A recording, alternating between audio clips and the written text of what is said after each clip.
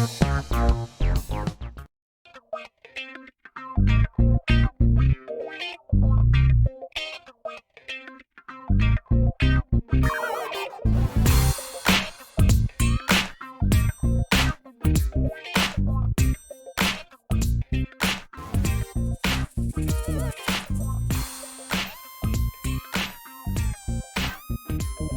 mga kakulit shop, for today po ay mag-a-adjust naman tayo ng alternator. So naisipan ko kasi na i-adjust dati yung ating steering pump belt, no? So meron pa rin akong squeaking sound na naririnig minsan. So wala nang iba yon kundi yung ating alternator belt. So ito yan. So adjust ko na rin siya kasi last time hindi ko siya na-adjust. So paano ba siya mai-adjust, guys? So madali lang siya, kailangan lang natin ng screw. Kailangan natin ma-locate yung screw niya, which is located ito po. Ayan. So ayan yung pinaka-screw niya, nandito sa likod yung luwagan niya. So ayan, hanapin nyo lang yung bracket na yan. So I think yung size niya is 12 mm. Kaya para mas malinaw. So 12 mm yung size niya, guys. So ito yung luluwagan natin. And then pag naluwagan na natin siya, kailangan natin ng tubo para yung alternator is mahatak natin o ma-adjust natin paatras. So mamaya ipapakita ko sa inyo yung procedure. And then pag na-atras na, that's the time for you to tighten the screw. So ganun lang kasimple yung ating procedure, no? So check natin yung alternator banda dito. Ayan. So yun yung ating alternator. Tapos yung screw niya, ayun. Ayan. So ayun, pag medyo maliit kayo, so medyo mahihirapan kayong mag-adjust, no? So kailangan nyo ng katulong. Lalong-lalo na pagka ganyang mataas yung sasakyan ninyo. So medyo mahirap, no? Pero magagawa naman natin yan ng paraan kung gusto natin gawa ng paraan. Okay, so medyo kailangan din natin ng mahaba-habang reach, no? Kasi nga yung screw nya is nakalubog dito. So hindi natin siya kayang luwagan from this part. Yan, medyo mahirap yan ma-reach. So doon tayo sa kabila. Dito sa likod tayo magluluwag ng screw. Okay, so guys, ito yung gagamitin ko ngayon. Yung wrench natin at yung ating, wala akong tubo, kaya ito na lang yung gagamitin natin, yung ating pang jack.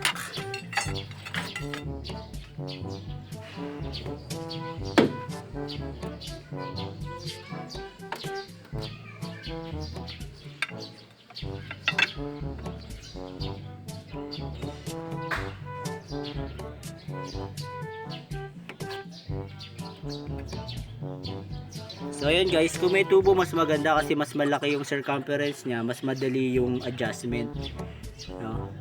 I suggest palamigin nyo rin muna yung sasakyan ninyo para hindi mainit yung engine.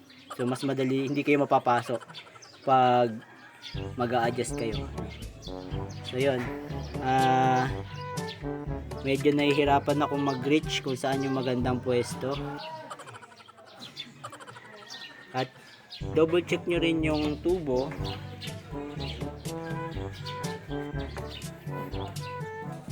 Yan, kung saan po pwesto, no? Kasi baka may matamaan tayong mga wires or tubes.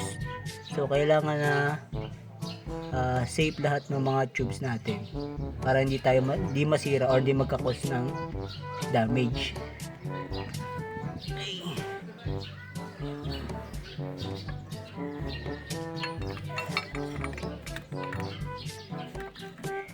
So try natin mag adjust.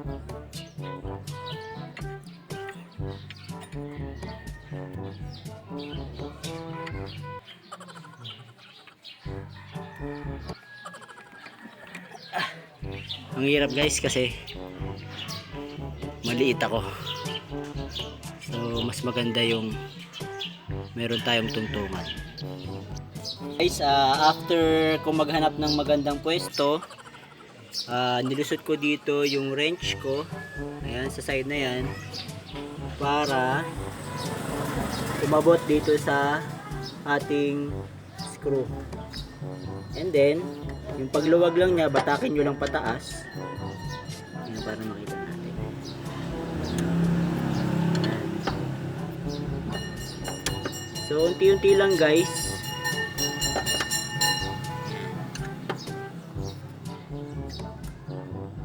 So, once na maluwag na siya, gamitin nyo naman tong tubo na to. Ayan. So, ang gagawin niya, babatakin nyo ngayon yung alternator towards sa inyo. Sabi ko nga, ingat lang. Pwesto ko lang na maayos. Or kung mas maganda, meron kayong katulong na maghatak. Yan, para habang nahatak niya yung alternator is higpit nyo na. So nakita nyo guys, so yun yung kanyang adjustment. Ayun, meron siyang adjustment. So hindi ko pa siya nababatak. So pag binatak natin to, ayan, so nagmo-move siya. Ayun, diba? So tawagin ko lang yung kapatid ko para tulungan ako maghatak. O yan, so hinihila na nung kapatid ko yung tubo o yung metal para ma-adjust yung alternator natin. So nakita niyo yung adjustment guys, hindi naman ganun kalaki yung magiging adjustment niya, no? So kasi mababanat yung ating belt. So once na nabanat na yung belt, sige, hilahin mo pa. So pagtingin nyo na okay na yung adjustment niya, so pwede nyo na siyang sikipan. So yun yung mas maganda kung meron kayong taga hawak, dahil masisikipan nyo yung tornilyo. Ayan. So hindi ko lang masyado may pakita sa inyo guys yung paghigpit, no? Kasi medyo tago, mahirap yung pwesto.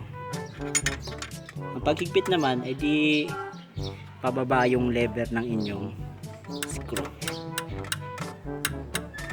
Sige, pwede na. Yun. So kung mapapansin natin guys, ayan yung adjustment niya. Konting-konti lang sa dati niyang adjustment. Pero yung ating belt is mahigpit na. Hindi na katulad kanina na loose yung belt natin. So ang gagawin lang natin is isi-secure lang natin yung pinaka-screw niya para hindi siya maluwag.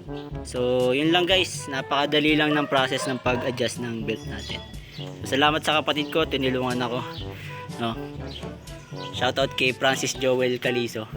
Ayan, so hindi ko rin kasi dala yung tripod ko, kaya medyo hawak ng isang kamay ko yung camera, tapos yung isang kamay ko gamit yung wrench natin.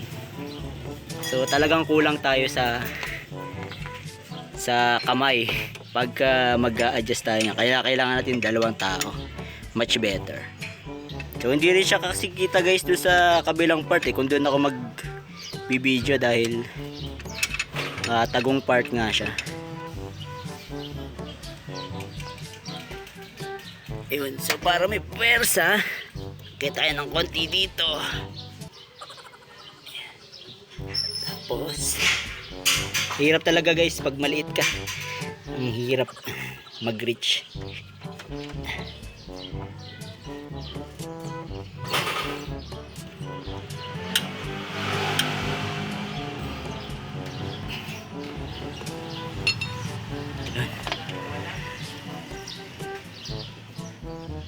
Okay, so again guys, ang una-una natin gagawin, check natin yung belt natin. Ayan.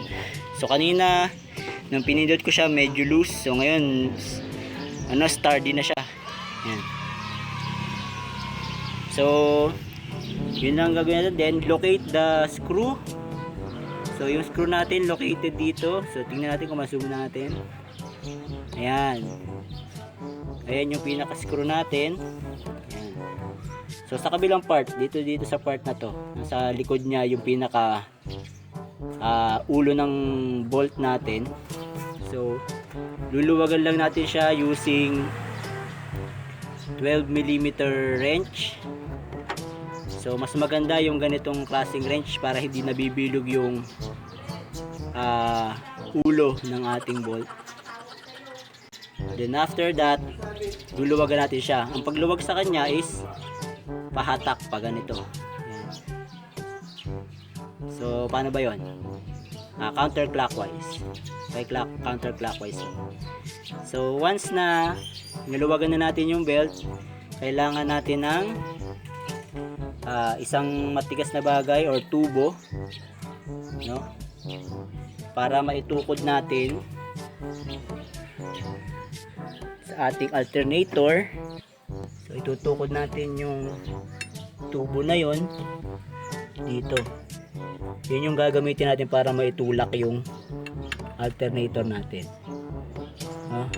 So iwasan lang po na pagtulak natin or paghila is may mga tubes or wires tayong maiipit. Okay, so ito yung sample ng aking ginamit kanina. Okay, so once na na-adjust na natin siya sa adjustment or nahila lang natin kahit konting-konti lang, ayan guys, so kita natin konting-konti lang yung kanyang adjustment. Ayan, from dun sa mark niya sa dati. Ayan, konting-konti lang, wala pang half inch. So once na na-adjust na, that's the time for you to tighten the screw using clockwise motion. So mas maganda habang hawak yung tubo, may taga-adjust kayo doon, may taga-kapit, then tsaka natin siya hihigpitan, no? Para makuha natin yung maximum tight nung ating belt. And then secure the screw. Kailangan mahigpit na mahigpit siya para pag gumana siya, umandar siya, hindi siya luluwag ulit. Okay? So sana guys may naiambag na naman ako sa inyo sa araw na to. At sa mga hindi pa nakasubscribe, please subscribe to my channel, Kulit Shop. And see you guys on my next videos. Maraming salamat po sa inyong suporta.